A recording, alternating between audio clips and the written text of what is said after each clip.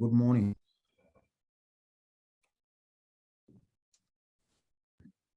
Good morning, Prof. How are you, sir? I'm doing well, thank you. Okay.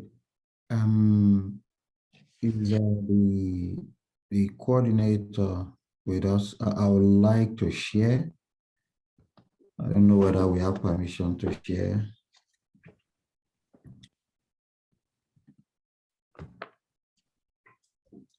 Dr. Lawrence, if you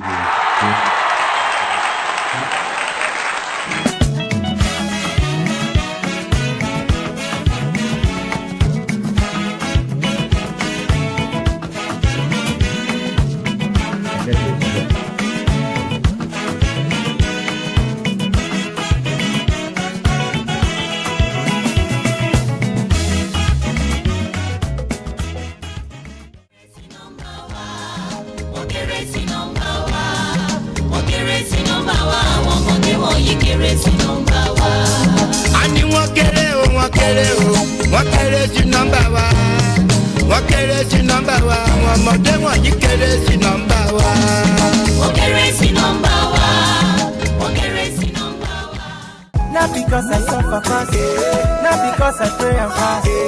No be your show, no be jazz. Akwachi, daily osinachi. Namnukwa osinachi. One man osinachi. Akwachi, daily osinachi. Mama osinachi.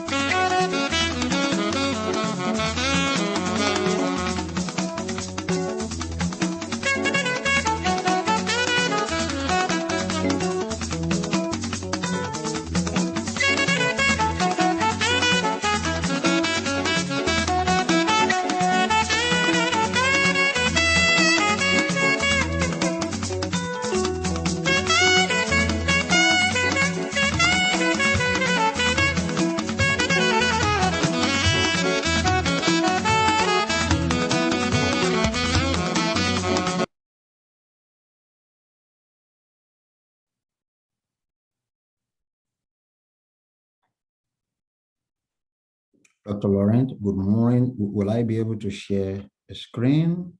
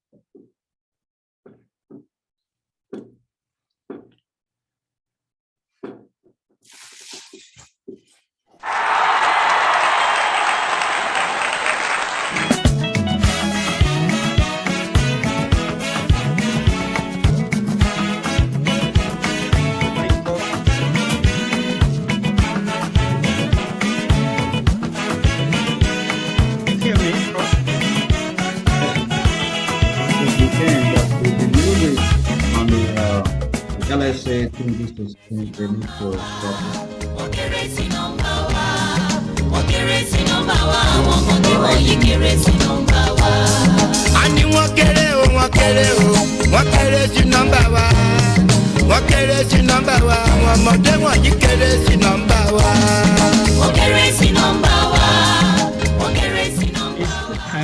Not because I Okay, Jenny, suffer do fast, you hear me? not because I pray and fast. I can No hear be you, your show, no be that. I'm watching. Daily, Why the Osinachi. LSA I'm no folks kwa, are sharing it, Osinachi. they were writing. One, Osinachi, I'm watching. Daily, Osinachi. Mama, Osinachi. So whoever is saying this, can you please stop? I think we should wait 2 or 3 more minutes before we start. I want to be clear where I can hear.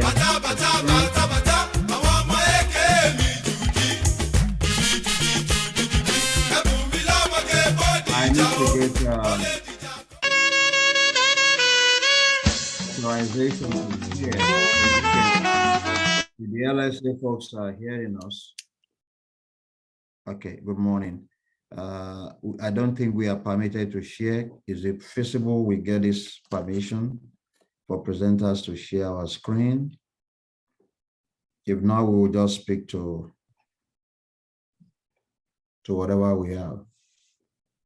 So do you have a PowerPoint presentation? Yes, sir. I do have a With some PowerPoint. slides? Yes, and I Okay, do great. have. I have 2 things to share. Okay.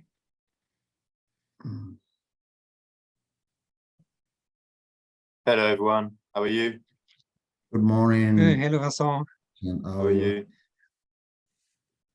I'm fine, I'm fine. Uh, Hello, Dr. Manga. Pleased to meet you. Meet you, Lorraine. You Nice know to what meet all I'll of you. do, Laurent? I will just share the PowerPoint with you. Let's try, because I will first introduce the 3 of you before you start your PowerPoint, but let's try it. No, I'm going to send to your email now the PowerPoint. If you can share at your hand, fine. If not, I'll just speak to what I have here. I'm not too sure that I have the hand. Are you able to share? I'm not too sure. Let's see. Yeah, probably, yeah. Oh, you So can if you share? can send me your PowerPoints, yeah, I will try. You've sent it? No, I'm sending it now. I thought the presenters or the panelists will be given the opportunity to share, but since we're not, so. I think you're able to share. Are we able to share? I think so, but it's fine if you're sending it because I can see. Oh, I can share now. I can share. Yes, yes. Okay, if you can do it, it's better that you do it yourself. I can. Yeah, I can. Yeah. Once I've presented the 3 panelists. Yeah. Yeah. Okay, great. I'm able to share. Yeah. All right, we're ready.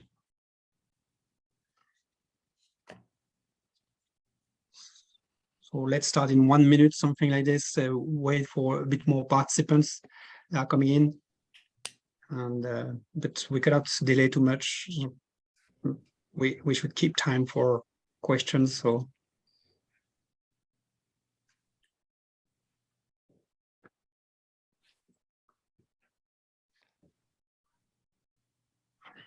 You said we have 20 minutes each, right? Yeah. Okay. And please pardon me, I will probably leave at about 10:45, 10:50. I should be able to walk to the other building where we have the interview. Yeah. I will excuse you. Thank you.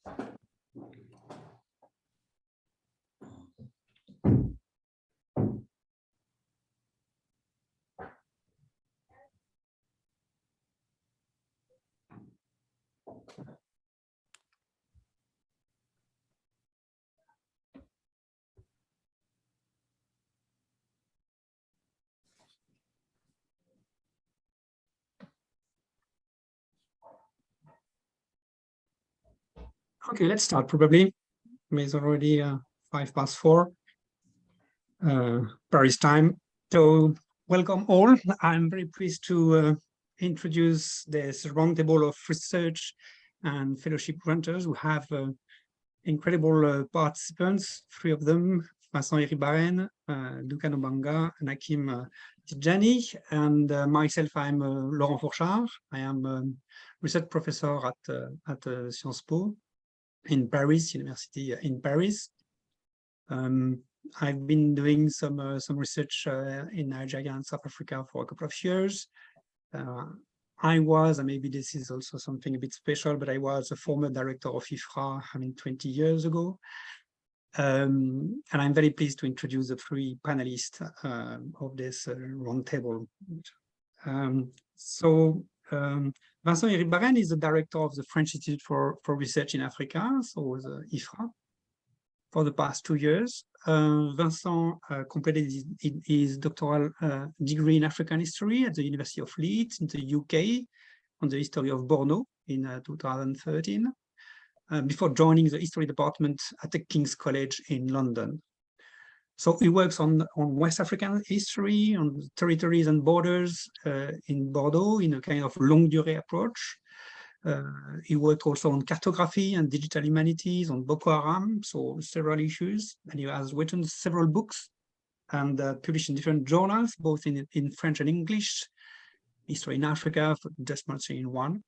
He's also very active in the French newspaper Libération, where he used to have a blog called Africa 4 with a very wide audience in Francophone Africa. He was a visiting lecturer at the University of California, Los Angeles, before being appointed as director of IFRA 2 years ago.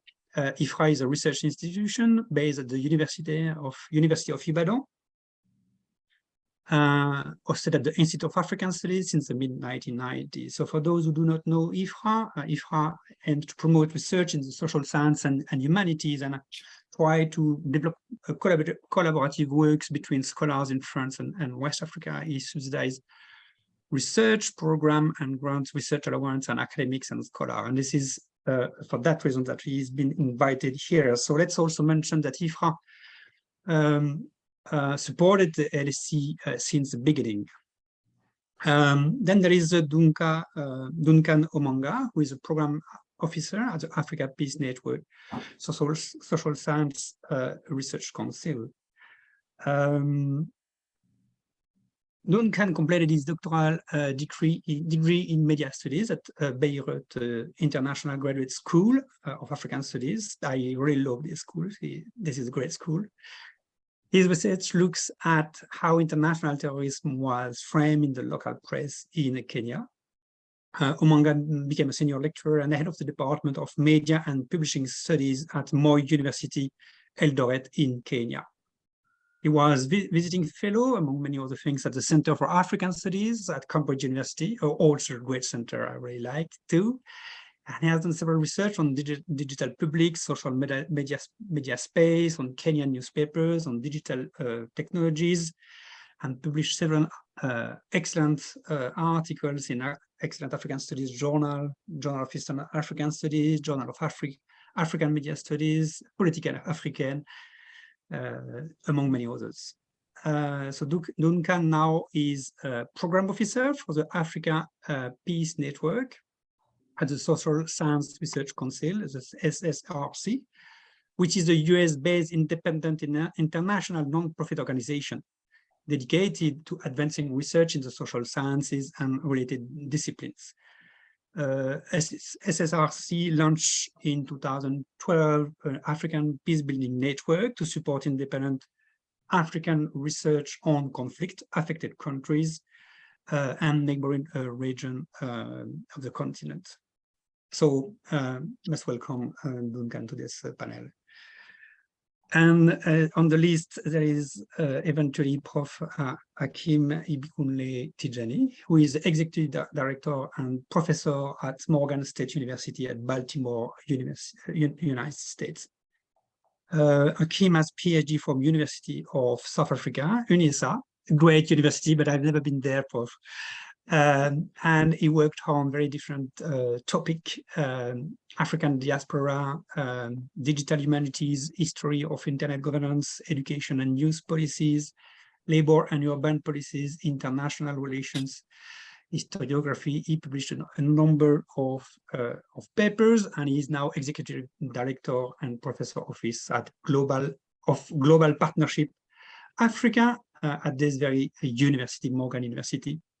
And this initiative aims to develop human capacity through partnership with universities in Africa in order to try to have more graduate students working on different topics. So Hakim kindly requested to speak first, as he has to attend a search committee meeting at 4 p.m. at his own university. So we all agree that he will speak first before Vincent and Duncan. So everybody has a 20 minutes presentation. We have a free presentation, and thereafter we will have the questions from the public.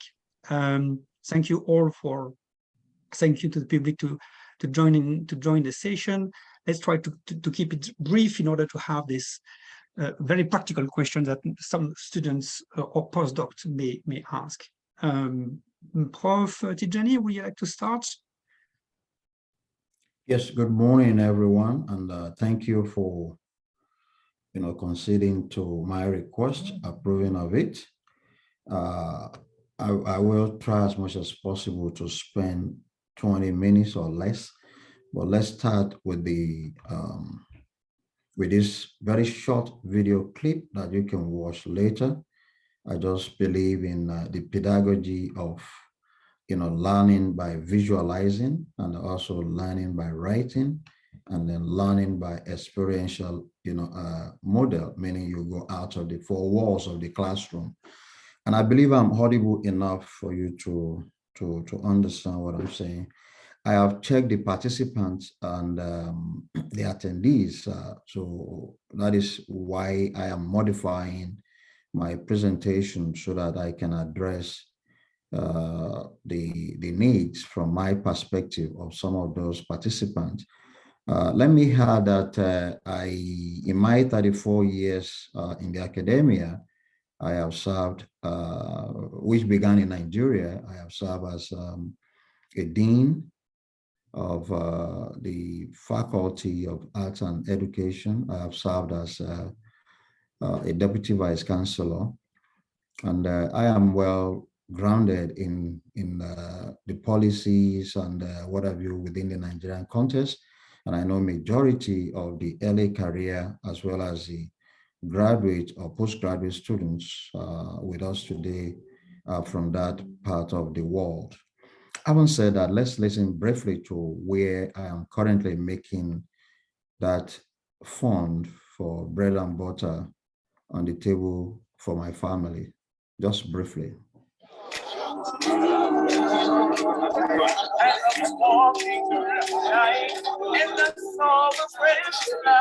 It was raised black and gold, and it was burning deep in my soul. It was all. We are one of the most consequential universities, I believe, in the history of American higher education. We enroll students here from all over the United States, all over the world. We take students where they are, and we move them where they need to be competitive with anyone, anywhere, any place.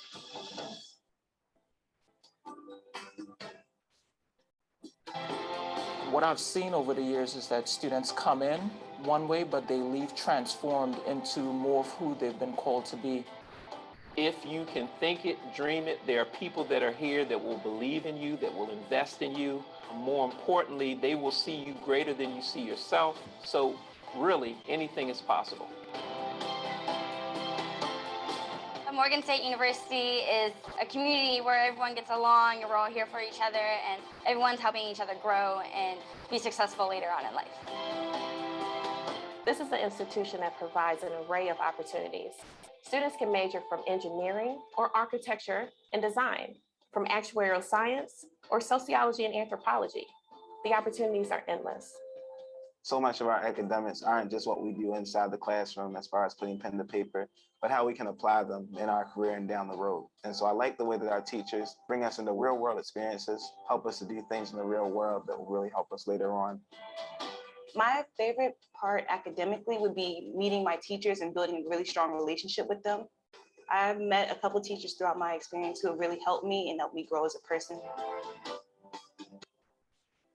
The Morgan experience is unparalleled by any other institution that exists on the face of the earth.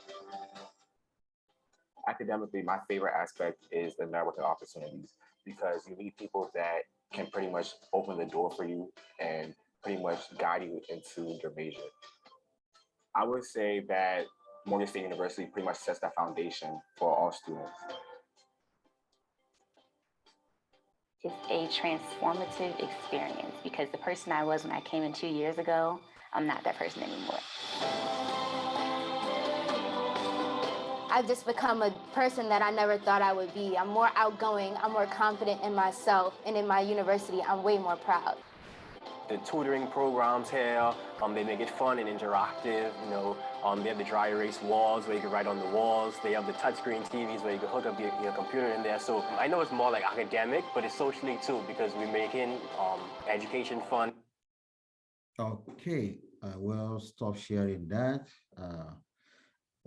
The reason why I chose to go that route is the fact that I want us to have an understanding of how diverse the university that is currently noted as historically Black university and one of the top 10 in the United States, with a global footprint that is anchored in Africa. Can you see my PowerPoint slide? Hello? Can you see my PowerPoint slide, Lauren? No. No? Okay. Oh, sorry. Let's see. What about now? There you go. It's loading now. It's done. Yes. It's good, yeah. That is building up because I know that my time is, I think I've, so the reason is that I want students or those seeking for scholarships, fellowships, to always research the institution. It is key. You do not just for the sake of wanting to get out of your current, environment, just applying all over. You must have an understanding of that institution and also of the requirements and also of the focus or the theme for such. At Morgan State University, I think this thing is slow, I'll just continue to speak. We currently have a lot of opportunities for international students as well as local, but I will concentrate on the international students. And I've also shared with you that link on the chat box where you can research more about those opportunities. The fact that you are located in the Congo, in Canada, in Egypt, Nigeria, or Kenya does not limit your access to those opportunities for scholarships and sponsorship that are not government-based. So I will speak about the government-based, the unique one that we currently have with TED Fund in Nigeria.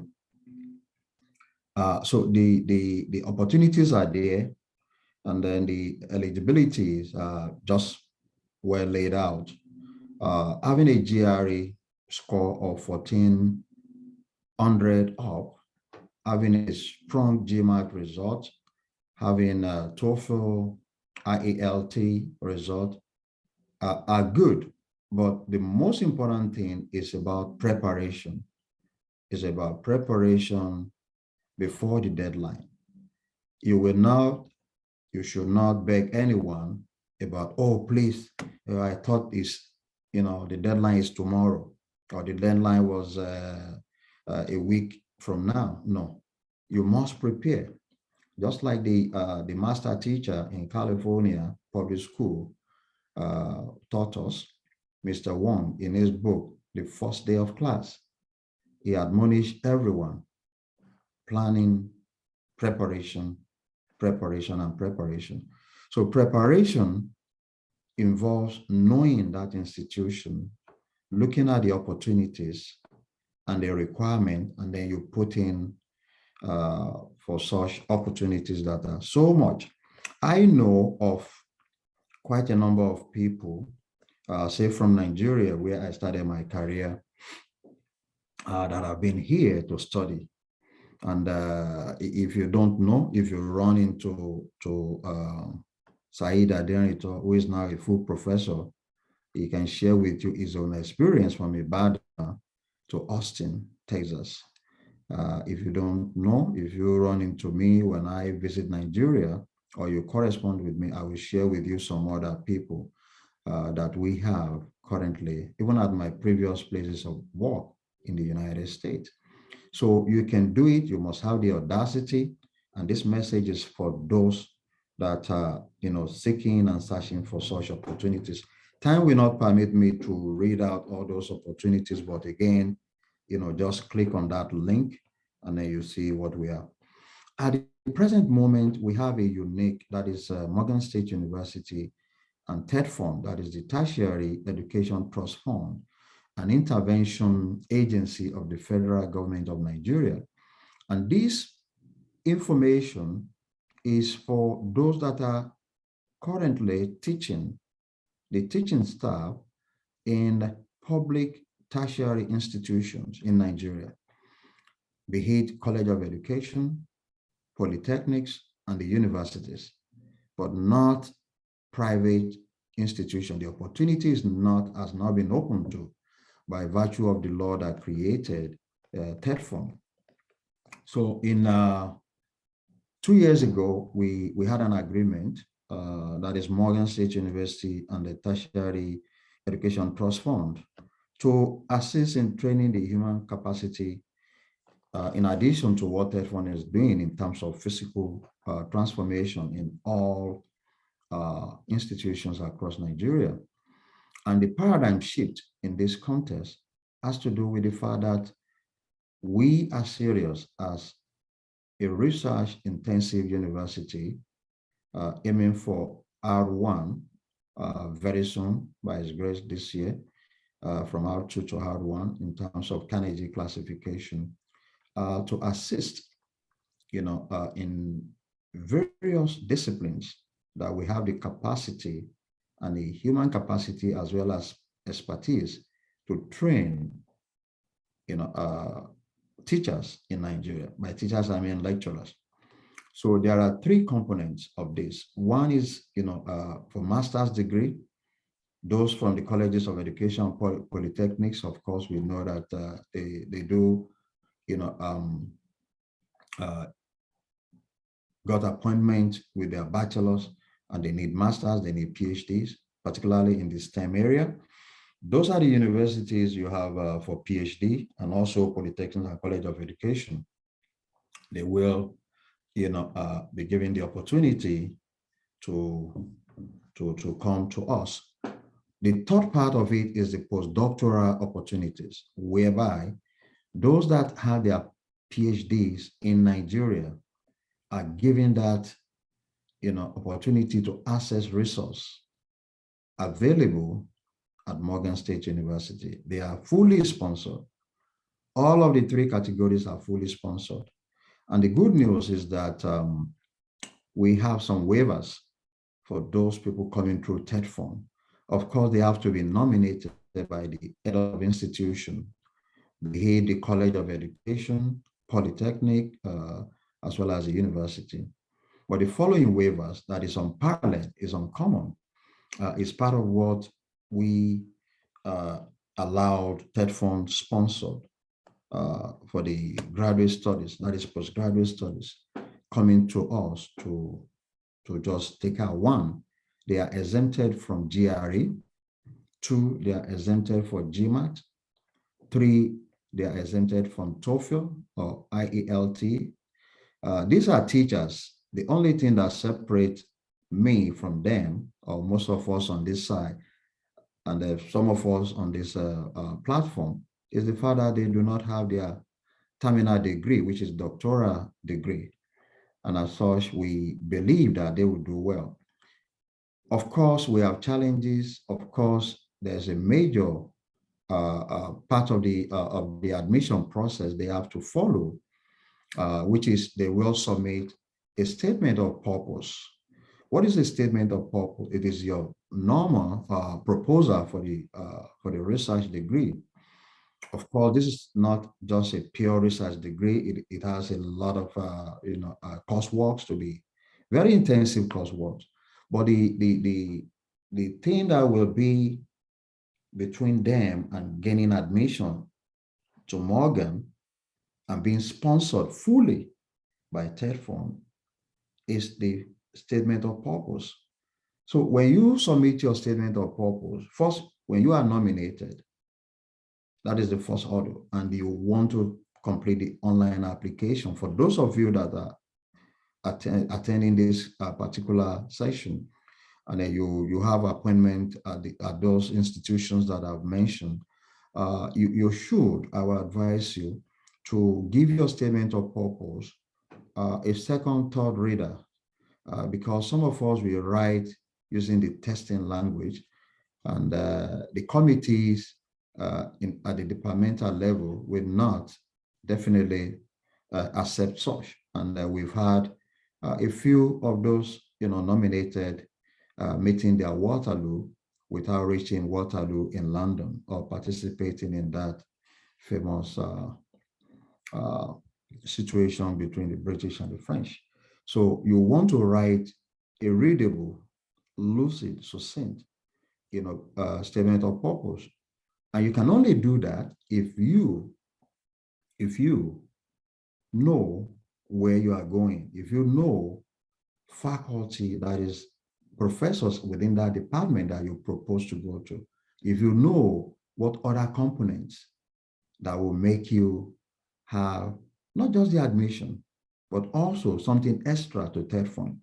Of course, the TED Fund agreement with Morgan exempt TED Fund scholars from taking any other form of sponsorship. You have to know that writing a good statement of purpose will really open up the doors for you for other opportunities within. And by the time you are complete with the TED Fund years of sponsorship, and you are still with us, you can easily proceed and then utilize those opportunities such as research assistant, teaching assistant, and get involved with your supervisor or folks in the department or even outside your department, because these days we encourage multidisciplinary and transdisciplinary opportunity. Yes, I mean state universities. Those are public universities. I have somebody from in the chat room asking whether I mean the state universities. Yes, they are. State universities, State College of Education, state polytechnics are all beneficiaries of TED Fund. So you take advantage of that. Let me round up by saying that there are other opportunities in the public domain, even throughout the United States and in UK. Most of us are aware of the Commonwealth Scholarship. I happen to be one of the beneficiaries of Commonwealth Scholarship at the University of London, SOAS, in the early 90s. And you can always pursue that, even if you are not affiliated to any institution in Nigeria. You just have to be on the lookout.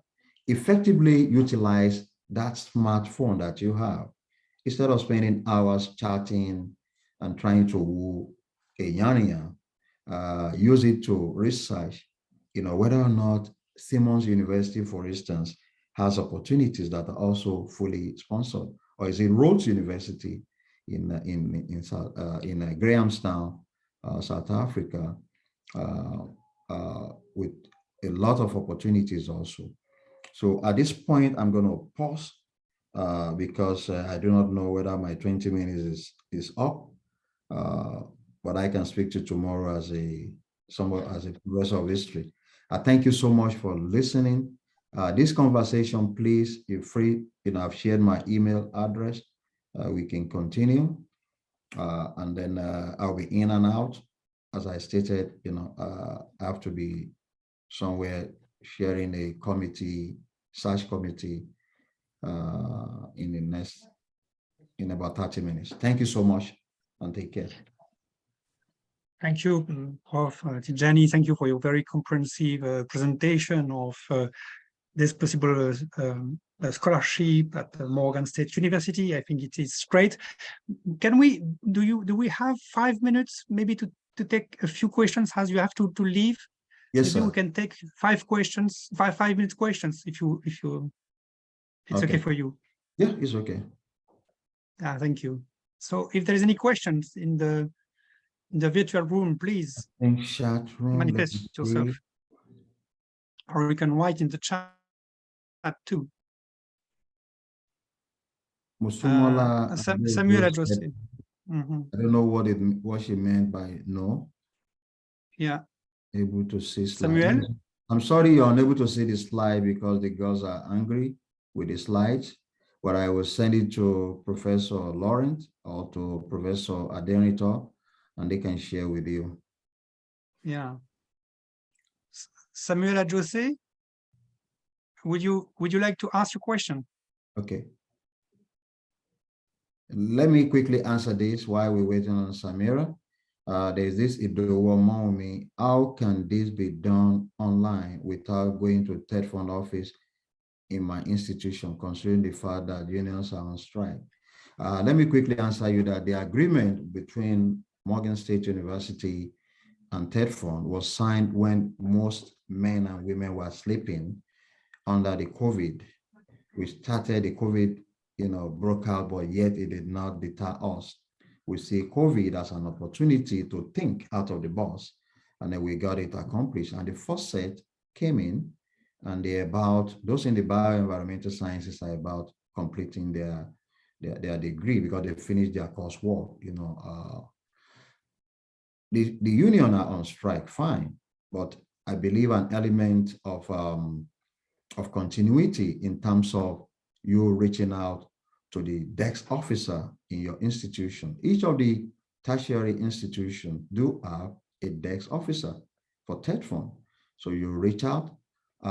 Ideally, they were supposed to nominate you, but what my office, that is the Office of Global Partnership Africa, has done this year in view of the situation since February, is that we allow those that are here with us, because we have the first cohort and the second cohort, and then I create a WhatsApp group to share the information, and then we spread. I can tell you that as at last week, we have 121 doctoral and a few, inclusive of a few master students that applied, and 80% are having positive response as we speak. That is one. So you can do it, you just have to reach out. But for 2022-4 is closed. Please do not apply for 2022. If you go on our website, you should pick 2023. Okay, I wouldn't want to push any department to kindly look into it, particularly when your vice chancellor, your rector, or your provost did not nominate you. So what I'm doing, and in view of the email or the memo that was circulated from TED Fund, you will seek admission first, and then with the admission letter, you can proceed completing that. The other thing that you probably want to do is once you do that, you can reach out to me, and I will guide you. My office is 24/7. Do I sleep? I try to, but it has always been part of me. Thank you. Okay, I have another one here, sir. Yeah. Can current Undergraduate. undergraduate students from Nigeria transfer? Oh, beautiful. I'm sorry I missed that out. Please, we do have, let me just type this particular, you can transfer pretty much. That is a yes. And then we are currently looking, not just because of your situation, but also those returnees from Ukraine,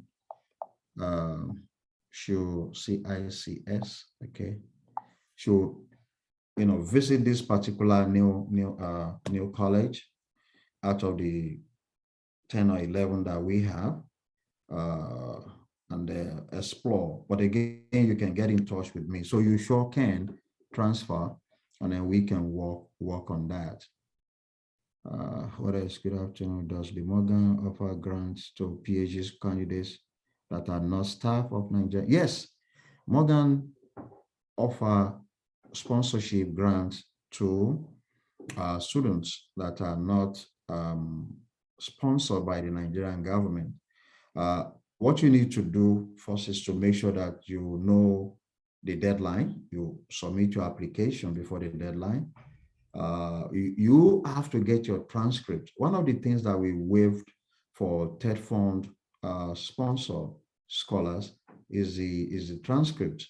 It's just for my office to vet that transcript, and is a trust given to me because of my antecedent, and knowing pretty much, I can say 95% about Nigeria academia, having served at the very high level in the last 34 years. So we waive that. But for students that are not government sponsored, you will have to get your transcript evaluated by the third party. But please do not go to a third or an agent. We do not have any agent in Nigeria. Be careful of 419. I'm repeating it, do not go through any agent. These things, you can do it on your own. You just have to be smart about it, and then use your smartphones without having to outsource your intellectual property to someone else to help you. What else? Any other question? I don't think so. Yeah. Yeah, contact details. Okay. Okay, so someone is telling me, do you mind? Yes, you have to check the chat. You see, these are some of the things that we must emphasize. Someone is saying, do you mind if I have your contact details for further questions? Yes, I do not mind. And I posted that even before we started. Just scroll up, okay, and then you will see my details. Or you Google me. Professor Lauren did not contact me before reading some of my short bio. But if you Google my name, you won't see me on Facebook, but you'll see me somewhere else, which is Academia Forum. Okay. And for those postdocs, there are several opportunities for postdoc. I was an Ari Truman Research Fellow. An Ari Truman Research Fellow is something you get from the Library Institute in Kansas, and is a fully sponsored opportunity to research in that particular institute. Fully sponsored. You do not have to be a US citizen before you get it. I wasn't one when I got it in 1996, and I know they still have that opportunities for all. Again, research, prepared, spend more time, do not outsource your intellectual endowment to others. They can't do it for you. Even for your children, do not. Thank you. Prof.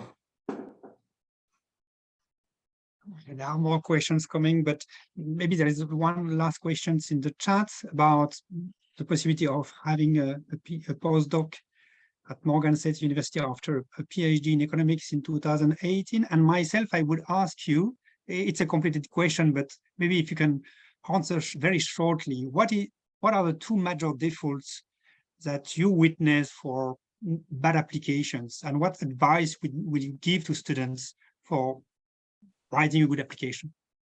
Thank you very much. Very good question. Let's go to the postdoc. Yeah, we do have postdoc opportunities. Again, it is State Farm Morgan agreement, and you are more than welcome to submit. For the postdoc, you will write a statement of research, and again, I advise you to go to that department, either economics, global journalism, history. We have, folks in history, because I'm a historian. So I remember the first year I was challenged when they look at the list, and Professor Dibua said, "Oh, TJ, how come, what happened to history? You're bringing everybody, nobody from your department." So I have to search for people, and today we have quite a number of interests. So you have to write the proposal, submit, and then to my office, and then even if you get in touch with any faculty member on campus, they will send it to my office. But there's nothing bad in you reaching out. So to answer Professor Laurent, this thing, one of the thing we must take cognizance of as we write proposal or we complete application, beyond being prepared, is to check the language.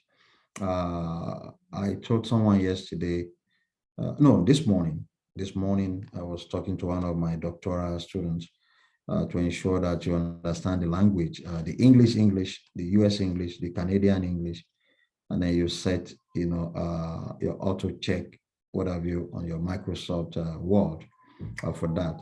But what is also important is the fact that you ask the question, why, as we historians do ask that question. And I strongly admonish those in STEM area that transdisciplinary is the nature, is the way to go. So the question of why do I want to embark on this research? Why decolonization? Why anti-communism that Tijani and the rest of them have, worked on?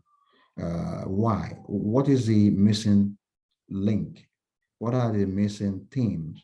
Because there's no way that Laurent, Tijani, Duncan, Vincent will have written the whole history, quote unquote, without a missing gap.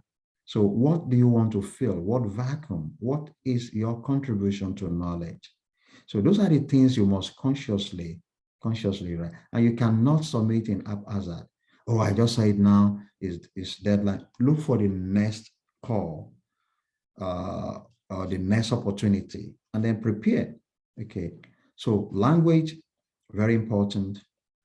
Asking yourself the why question and also the how question, okay, to justify why you are the best.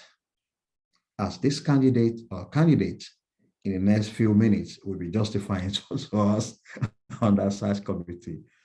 Are you the best fit? And you do not have to go to Morgan. You do not have to apply for the Shivling scholarship or Commonwealth scholarship. You do not have to go for the Melu or the PTDF. If they are not a fit, okay, it must fit. You must be able to contribute, to knowledge. And that is what will strengthen you. It is what will strengthen you.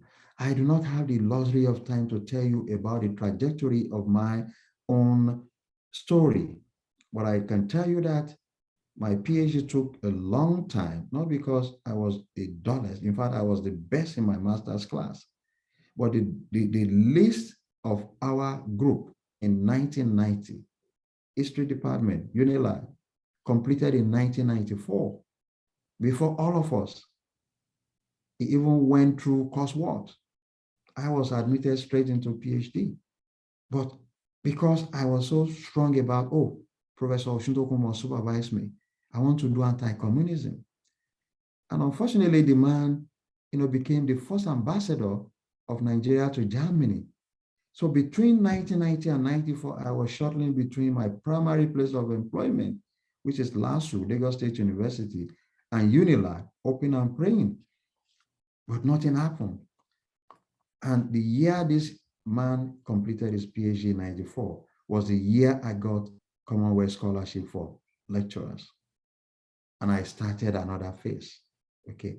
So if you are strong and you have the audacity to remain resilient, it is something that you can do, so that today there's no way you will, by His grace, talk about decolonization, anti-communism, okay, among other areas in my field, that you will not read my work, okay? But you must also understand the politics they are in. There's a lot of politics for doctoral presentation. I did not. But if you reach out to me, I will definitely tell you the tricks and the magic, so you don't be so stubborn as I was. But I thank God, but today you cannot say that name does not ring a bell by His grace. Last but not the least, you must be prayerful. I'm sorry I have to invoke this. You must be prayerful for those reading your work, because a simple period or comma or punctuation or typo can ruin, and that simple error that is intangible may be so tangible that a member of a committee looking at your proposal may say, oh no, this is not a serious guy, okay? And they may waive it for another. But when you pray, it happens. It has happened in my career, and I thank you again. It's a pity I cannot listen to everything, but please reach out to me. Let's continue the conversation. Thank you for this opportunity to share the little that I have, and I hope I've not spoken in vain. Thank you, Professor Jenny. It was very comprehensive and the answers very accurate. So thank you for your contribution. And so we have to leave you and having this other meeting. And so we go straight to the next speaker, who is Vincent Iribarren, who is director of IFRA, the French Institute for Research in Africa at the University of Ibadan. Vincent? Good afternoon, everyone, or good morning. First, I would like to thank Professor Haida Derinto for organizing this conference. It was a pleasure to be here, and hope our collaboration will be able to carry on. I also like to thank Mr. Fouchard for being the chair today. It's a pleasure seeing the former director of IFRA Nigeria with me today. As Laurent pointed out at the start of this talk, I'm the current director of IFRA Nigeria, and let me introduce you to our institute today. Before I even start, let me remind you that I've copied and pasted the links for my institute on the top of this chat. So if you want to have a look at them, please click on them. Okay. So what I will do is I will share my screen to show you our website, to show what we do exactly. But the first thing, which I can say before I even start, is that we are a research institute funded by the French taxpayer, and we've been at the University of Ibadan since 1990. Our main idea is to work with Nigerian scholars, but not only Nigerians, but also scholars from many countries in West Africa, to develop new scholarship on the continent. By on, it means, there are two meanings of on while we're here in Nigeria, in West Africa, but also on, as a subject. Basically what I'm trying to say here is that I want to build knowledge on Nigeria and West Africa with Nigerian scholars. And that's really the aim of IFRA Nigeria. And that's why we're here in the first place. Otherwise, we wouldn't be here. It wouldn't make any sense. That's what I want to say. So let me show you what we do, basically. Let me share my screen with you. I'll show this. First, focus on maybe our website. Give me 2 seconds. Sorry.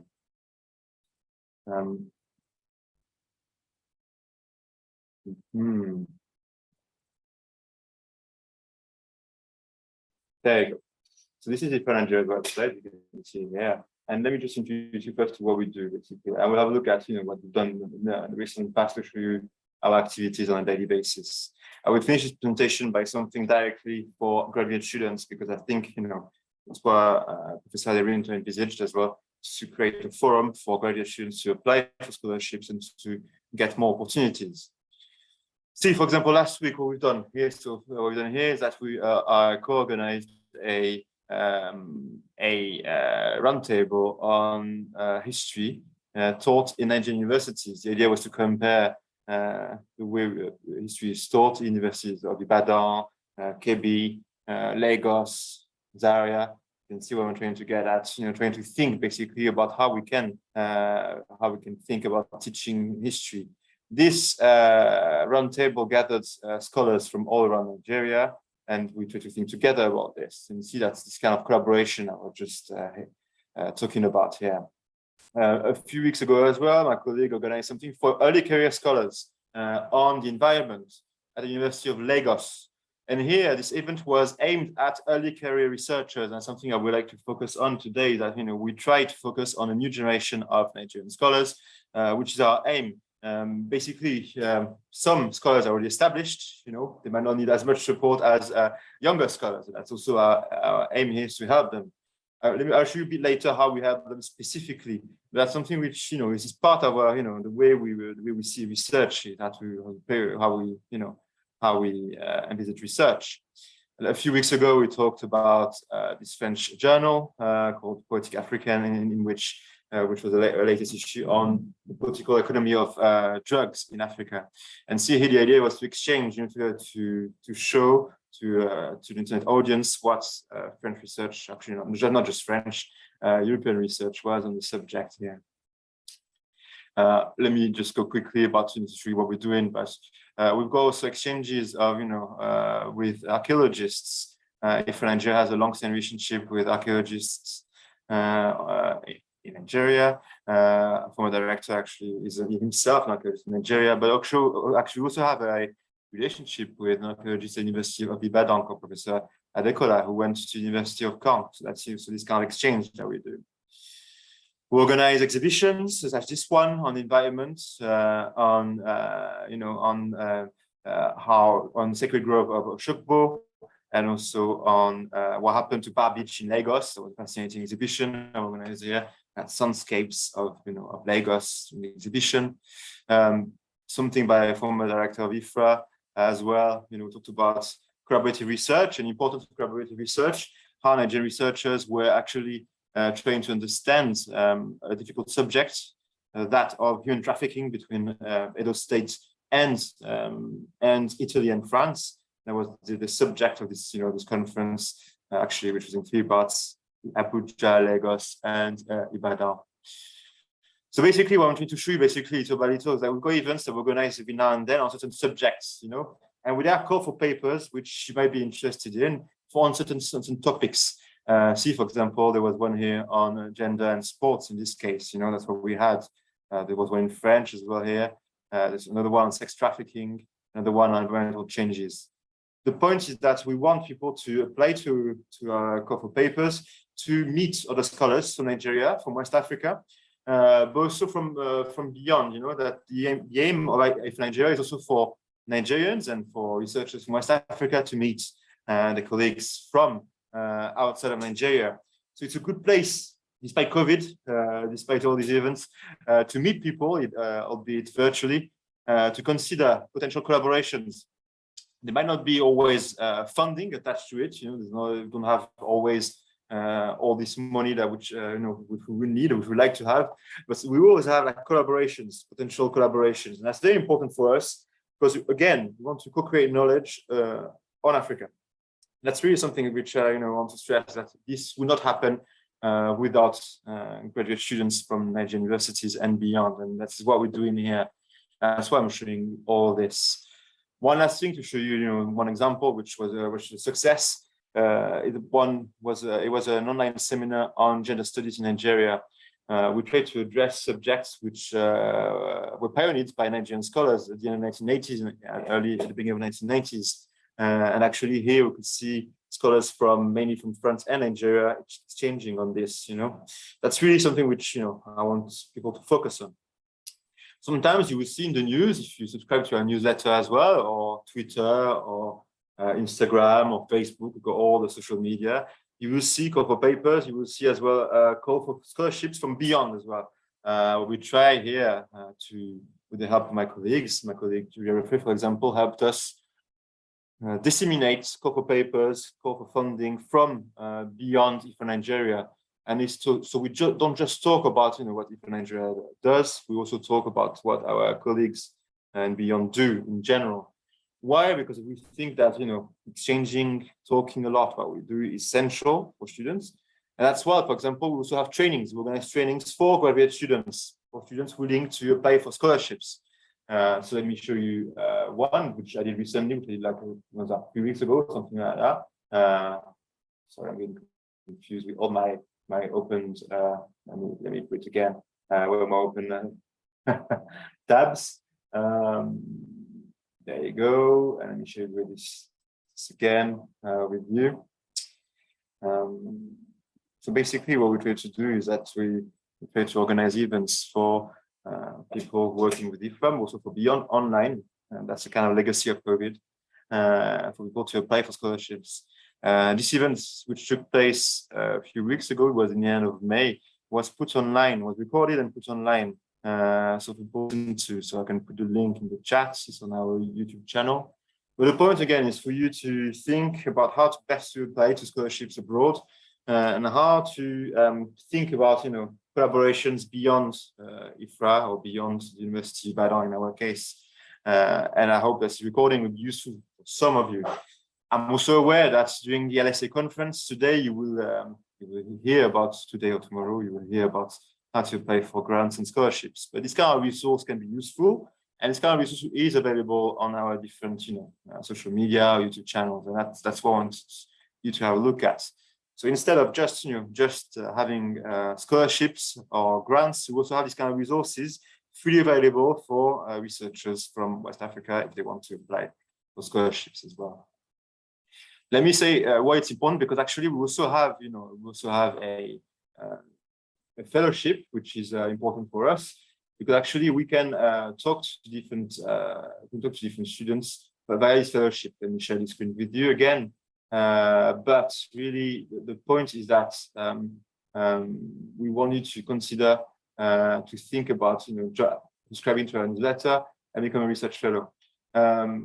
Obviously, becoming a research fellow has been challenging in the last, it's still feasible, obviously, but organizing events has been challenging in the last few months for the reasons mentioned before.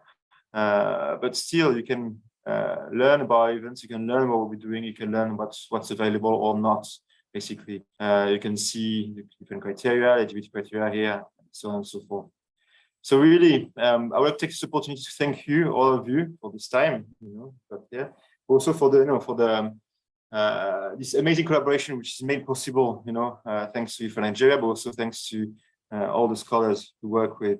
I'll be happy to answer any questions you might have, and I would like to thank all my co-speakers today for their papers. Thank you. Thank you, Vincent. Thank you for the very comprehensive presentation of IFRA and the incredible number of activities you're organizing there. That's really great. So I guess that there will be some questions, but let's move directly to Duncan Manga before asking the questions, and we'll try to keep 10 minutes at the end for the questions. So Duncan Manga is Program Officer, African Peace Network at the Social Science Research Council in New York. So to you.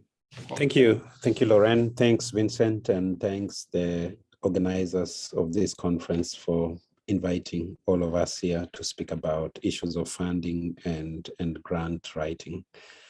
I would like to say that I'm a program officer of both the APN, which is the Africa Peace Building Network, and the Next Generation Social Sciences in Africa. And my colleague, Dr. Cyril Obi, directs both programs, and he leans heavily with the APN, and I do the day-to-day management of the Next Generation Social Sciences in Africa. And so I'll be speaking to both programs, but majorly to the one that is to the Next Gen program. And I'm very happy that some of our alumni and even our current fellows are part of this audience. So we are really proud to be associated with them. Allow me to share my screen. Let's see.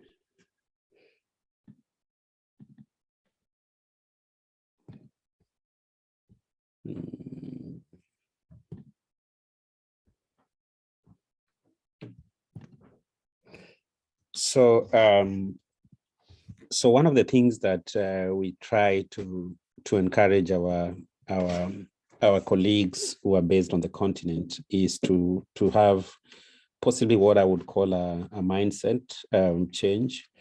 Coming from Kenya, I know there were a lot of narratives of, completing the PhD or completing or doing, research without seeking funding externally. And one of the realities is that research is expensive.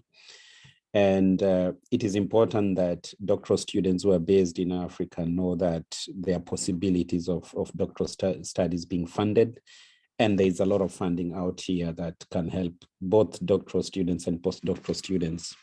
I'd like to emphasize one thing, that for the programs that we run, we sponsor and support scholars in the social sciences who are based in Africa. And the reality is that we know a lot of African scholars who, because of many situations, would prefer either not to take a postdoc outside of the continent, and would prefer to complete their studies in the continent. And so that is those are our primary targets. So we have two main programs, which is the APN, the Africa Peace Building Network, and the Next Generation Social Sciences in Africa. And then, of course, I have colleagues in the SSRC who are also working with programs that do some work in Africa. We have a new program called the Indian Ocean Transdisciplinary Network that supports also work that is done along the or basically scholarship on the Indian Ocean, but it goes beyond Africa. So the APN has two fellowships primarily. So there is the individual research fellowship that is well known and that has funded over 100 fellows since it began in 2012. I'm a proud alumni of this program. I received a fellowship in 2014 to do research in Kenya. So the APN awards up to 18 individual fellowships each year, valued at $15,000 each, to do a research within 6 months. And and I will show statistics that among many countries, Nigeria has been a recipient. Nigerians have been recipients of some of our fellowships in big numbers. The program is funded by the Carnegie Foundation. I have to mention that. And then we have the APN collaborative working groups. So these are groups that are brought together, combining young scholars and senior scholars to do work that is related to ordinarily what we would call peace building, security, and related studies. and I know one of the criticism we always get is that, why do you focus on peace building and security and violence? Why don't you expand it? And most of that, when that question comes up, is because they don't read keenly our website. We define these research concepts in a very broad way. And part of it is because of the demands coming from the donors. So we say, well, focus on peace building. You can also focus on security, but you can also focus on development. And we say these issues are broadly defined. So in as much as we focus on social sciences, we've funded and received strong applications from people in literature, cultural studies, and theater studies and related disciplines. So if you look at the CWG, this year we are only awarding one. Previously, we would award about 4 to 5 CWGs, but what happened this year, they expanded the pool of funding and gave, and we are going to award it to one group only. So it's highly competitive.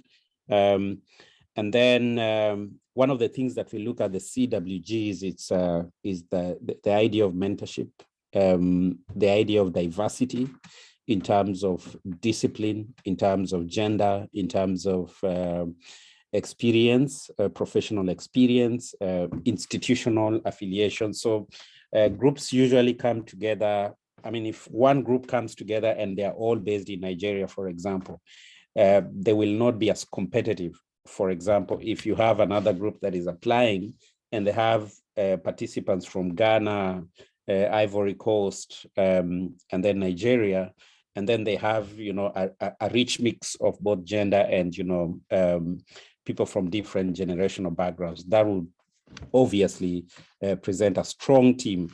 But presenting a strong team should not come at the expense of showing that the researchers in that group are linked, and they're doing research that is linked. So that is also something that we look at. So there has to be a balance there. The Next Gen program, which is the one that I run on a daily basis, has been around, and many among the audience are familiar with this program because it's funded hundreds of PhDs to completion. Late last year, we celebrated the 10th anniversary of the program, and we convened a few roundtables, and we did a publication that is online, just celebrating over 300 awards that have been made. By the end of July this year, those awards would be basically over 350 awards that have been made for over the last 10 years. So this particular program offers a sequence of fellowship opportunities to PhD students to basically complete. And it was a response to the idea that on average in Africa, it takes about 9 years to complete a PhD. And so Carnegie, through using the excellent staff at the SSRC, came up with this program where, you know, we could support PhD students who are based in Africa, and most of the time who are also full-time teaching staff. And so there's a bias towards supporting applicants who are also teaching at universities in Africa. I have to say that like APN, Next Gen also has, quote unquote, a bias towards proposals that work on peace, security, and development. But the key word there is we define these things broadly. So just because your proposal is working on peace and conflict doesn't mean that it will be supported. And then development is a very broad concept, which means any topic in the social sciences and humanities, provided it's not too esoteric to the discipline, would be funded. So currently the program supports doctoral candidates enrolled in Ghana, Kenya, Nigeria, South Africa, Tanzania, and Uganda. Each year when we launch our competitions, we get, you know, a lot of emails. Why the bias towards these countries? I don't know the reason why, but I could guess. We've asked this before if we could expand it, because we always get, you know, we always asked about what about Francophone African countries and all that. But these are donor inscribed conditions, and these are former Commonwealth countries that are supported. As of now, those are the countries that we support. We've since supported over 150 PhDs who've completed their PhDs in all these countries. However, I must add that we support any person who is with any African who is registered in any university in these 6 countries. So we've supported people from over 20 nationalities in Africa, from Eritrea, Ethiopia, Zimbabwe. We have a huge cohort of Zimbabwean alumni most of whom are based in South Africa. So we have currently we have 4 fellowships that are running. The doctoral dissertation proposal fellowship, if you're just starting out your PhD and you have an admission letter, there'll be $3,000 to just prepare your proposal until you defend. And then we also have a dissertation research fellowship to support doing research. These are our most competitive fellowship, valued at $15,000 to do research for 6 to 12 months. So if you can confirm that you've defended your proposal, it's been accepted by the faculty board, this competition is for you. And then we have the doctoral dissertation completion. So you've basically finished your research. You just want a quality time to complete your research, your dissertation. You can apply and win up to $10,000. And the whole idea about this competition is to allow you, if possible, to buy out time, to pay basically someone else to teach for you. Those arrangements, I know they are not very common in some African countries, especially in the, I'm very sure in Kenya, it was not something that you could basically do in a formal way, but you could do it in an informal way to allow you time to basically find time to do your research while based in the country. We have a postdoctoral writing fellowship, basically targeting our fellows, our alumni, those people who we supported. And the whole idea was that, you know, some of them are getting caught up in a lot of teaching, and we give them some little money to go and do research and writing and all that. But it's a program that we are going to phase out slowly, because it's not, we are thinking this money should just go to the APN and we expand the APN. So the APN is basically a postdoctoral fellowship. For as long as you've completed your PhD is not more than 8 years, you can apply to the APN. So you're not likely to see us advertising the postdoctoral writing fellowship. Even those who apply this year, we are not going to award. Instead, we want to concentrate on PhD studies. So this goes into the details. The rest of the slides just go into the details of each particular competition. But I would say for the proposal, the thing is you just have to show us that you have a master's degree at the time of application, and confirm that, if I'm sure most of the people here are Nigerians, so you basically qualify to apply if you're registered in a university or planning to register in a university, and you can show that you have support of a supervisor and the head of department. For the research fellowship, the most important thing here to know is that you need to show that you've completed your proposal, it's been accepted. Our reviewers will want to see your research tools, and they will be part of the assessment of the competition.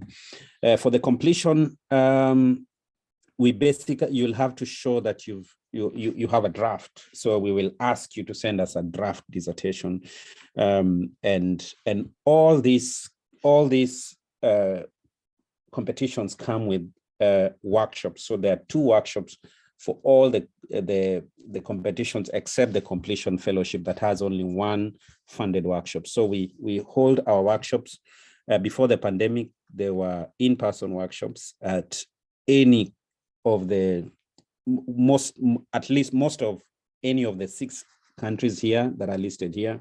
This year we are going to, and sometimes we go beyond these countries. This year we are going to have our first in-person post-pandemic. It will be in Morocco around September. And the SSRC would fund all that, invite facilitators. Some of the facilitators, incredible facilitators who help us, are part of this audience. And they help in terms of preparation of the proposals and also in building cohorts. And they also help in mentoring, assisting, especially for those who are in the completion phase, to work towards, working on publications and stuff like that. So let me not speak too much on the postdoc, but we also had a 1 funded workshop for those who would win our postdoc fellowships. So general requirements, and this runs across. We normally launch our competitions around October. 1st October, you'll see us launching our competitions. So we'll ask for a proposal, very short, 5 to 10 pages. If you find yourself having a bigger proposal, that becomes a disadvantage. We would need a cover letter. The idea of a cover letter is to show at what stage you are in the competition, in your dissertation, or whether you are starting, whether you've completed, whether you are doing research. We would request portions of the dissertation, your proposal. If you're applying for the APN, we will ask for copies of your PhD certificate and a copy of your completed dissertation. Definitely a confirmation of institutional affiliation. You have to be affiliated to either a university or a research institute.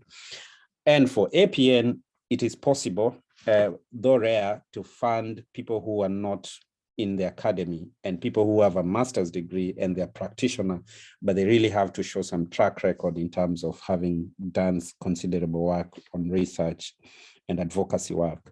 you need support from supervisor and chair and dean of school.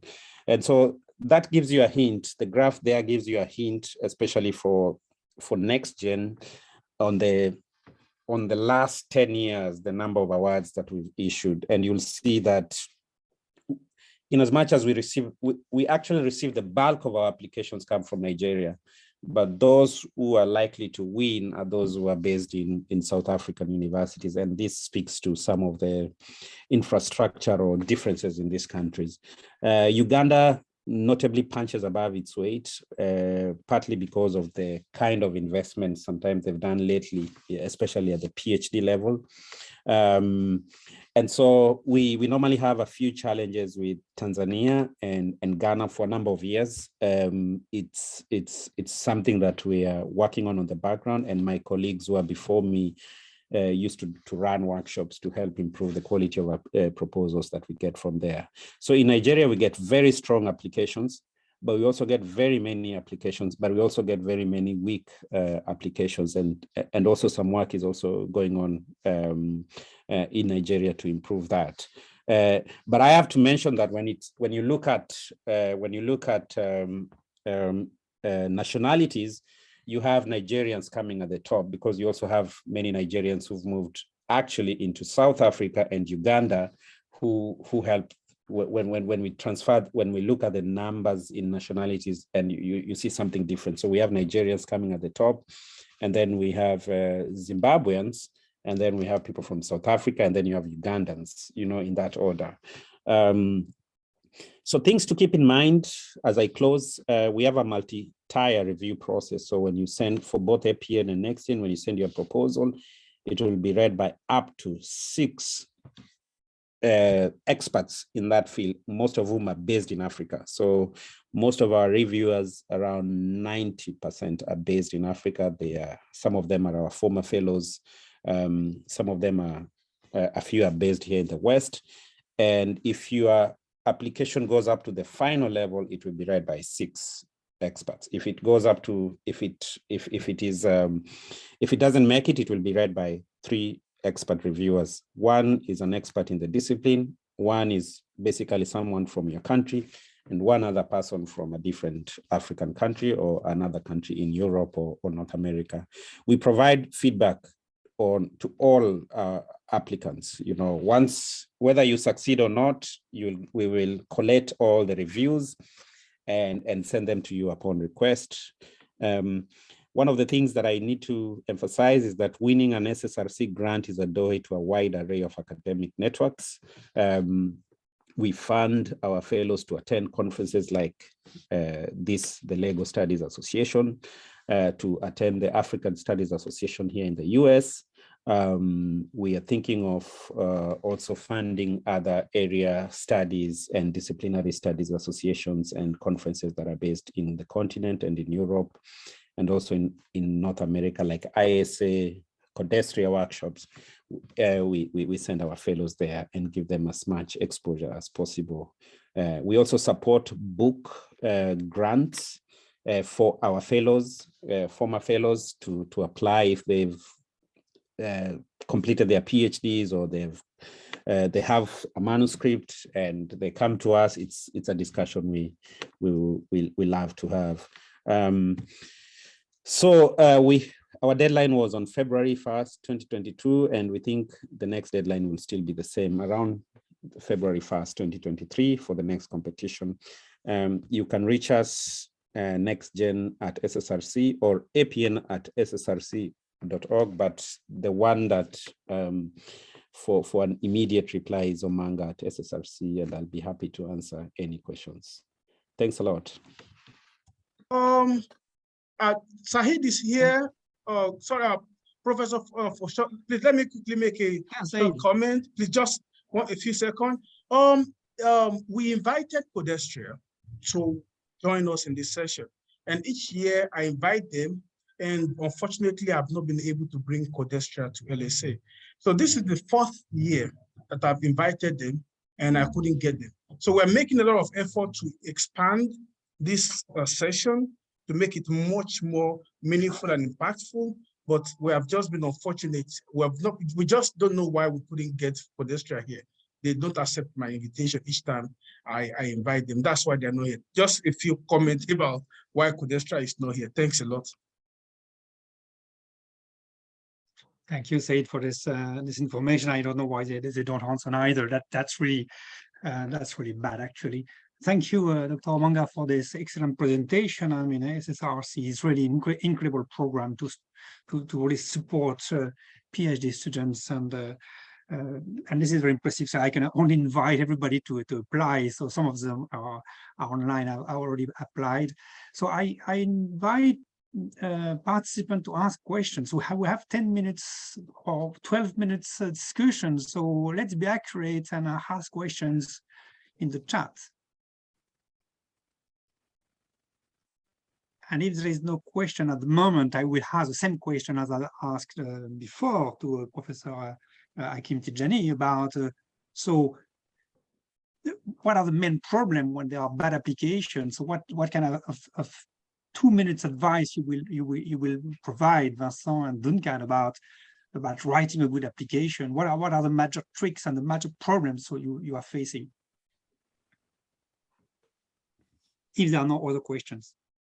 Yeah, yeah. Let me go fast.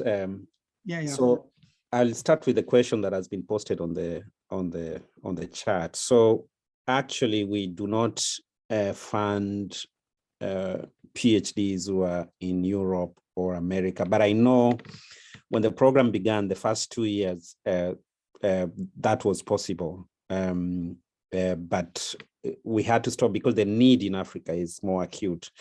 We had a program which unfortunately is ending this year, IDRF, funded by the Melon Maize Foundation, that has supported thousands of African students who are based in Africa, but it was stopped this year.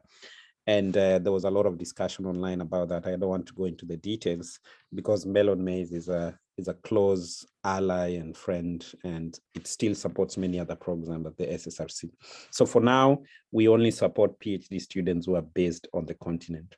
To your question about one of the main, I'll just pick one and then I'll let Vincent talk about the others. One of the main challenges we have with the proposal, especially that come from Nigeria, is I think this is an institutional bias, but it doesn't mean it's a weakness per se, but it's an institutional bias where there's a heavy focus on positivist kind of oriented proposal, where there's a glorification of quantification, and there's a way that proposals are framed in such a way that when they're put on the same table with proposals from fellow Nigerians who are, for example, based in Uganda or South Africa, those proposals there, because they are well theoretically framed, they tend to be more competitive. So we discover that, and we've seen this also in Ghana, there's a particular way and a particular approach to writing a proposal that is, I think, celebrated locally, but when it comes to that level of competition, it becomes very difficult for proposals from those countries to compete. And so my suggestion would be there's need to have a lot of discussion with countries, with the universities about research approaches, and that the positivist approach is not the only legitimate way of knowing and doing research. That's what I would say. Thank you, Thank you.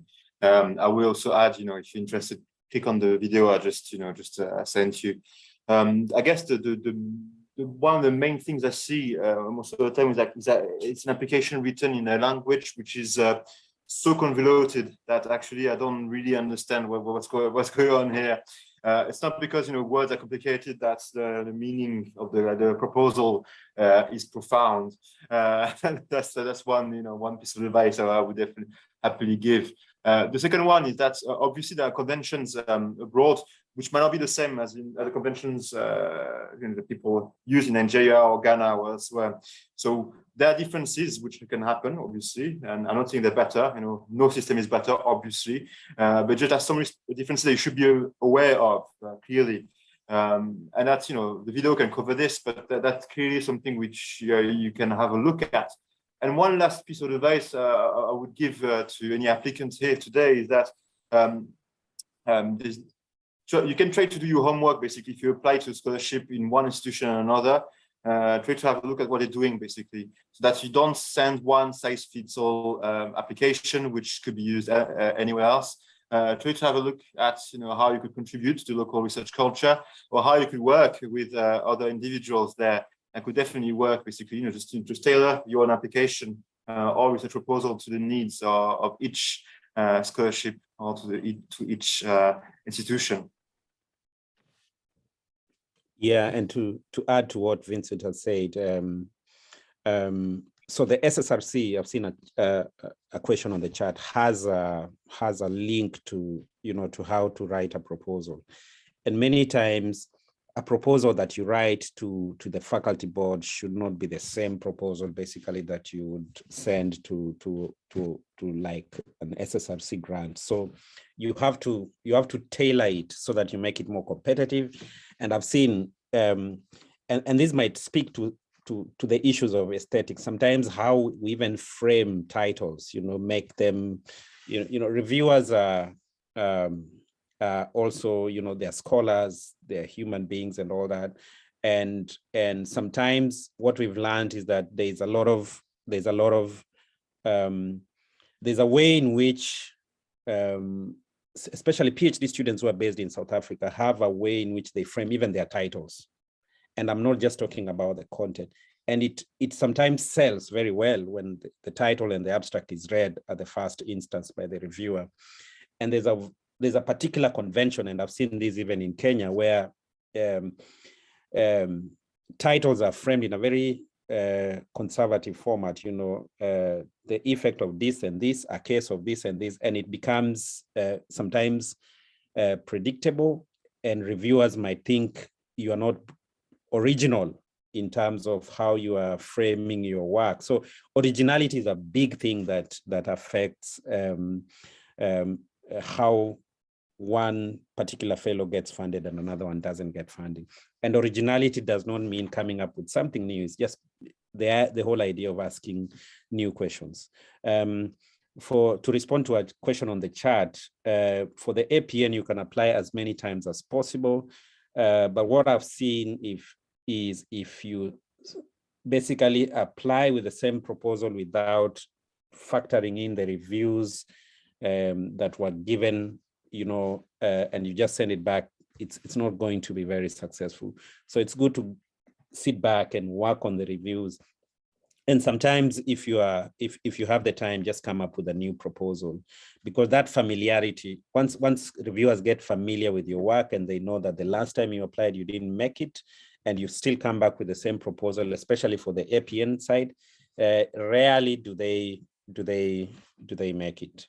I think I know of just maybe 2 cases who presented the same proposals, I think after 2 attempts.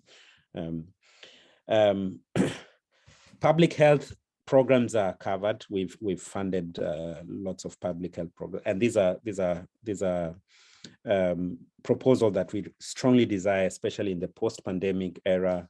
There was a time, especially after the Ebola crisis in West Africa, in fact, the council asked us to look out for proposals that were looking at some of government responses to Ebola and all that. And that was before COVID. And so right now it's even more important to focus on public health. It's only that sometimes the methodologies that if that public health scholars or scholars in medicine, if it is too much towards medicine and, you know, you're using terms that are not familiar, because our reviewers are social scientists.